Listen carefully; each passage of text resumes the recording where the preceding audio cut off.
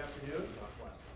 First off, thank you all for coming. Before I say anything about our campaign, I just want to say on behalf of Tonette, our family, we want to extend our sympathies to the family of Wisconsin Supreme Court Justice Patrick Crooks. We will let the Supreme Court make the official announcement like that, but we just want to pass on our prayers and our sympathy to him and his family, certainly his wife and his children, and all of his extended family.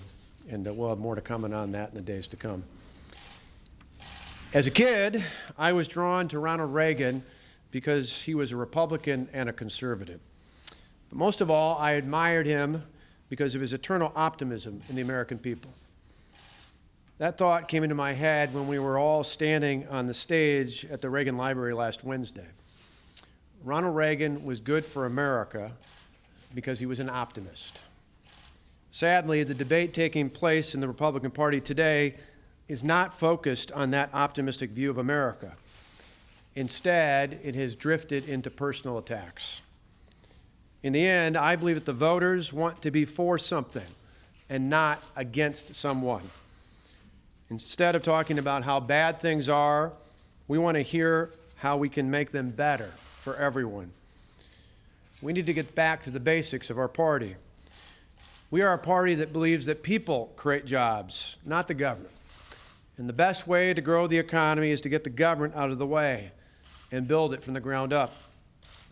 We are a party that believes that the way to measure success in government is by how many people are no longer dependent on the government, because we ultimately believe in the dignity of work.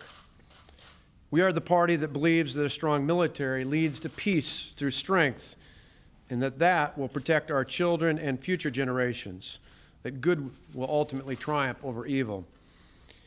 We are a party that believes in the American people, not the federal government.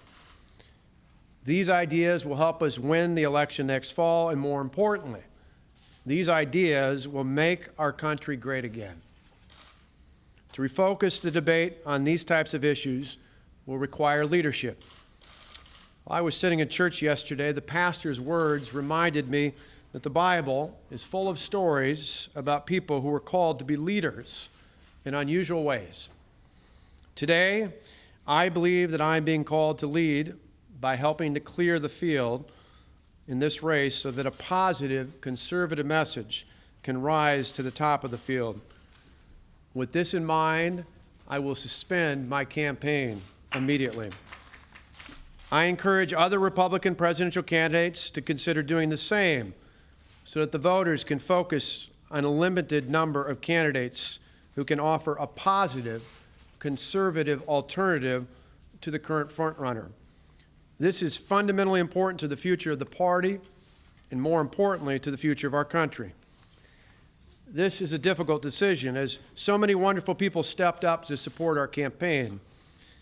Tonette and I are very thankful for the many outstanding volunteers and the excellent staff who helped us throughout the campaign. You all have been like family to us.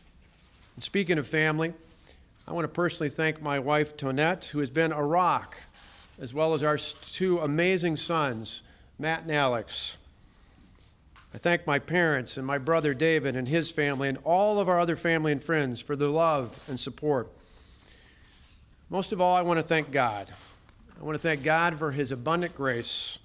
Win or lose, it has always been more than enough. Thank you.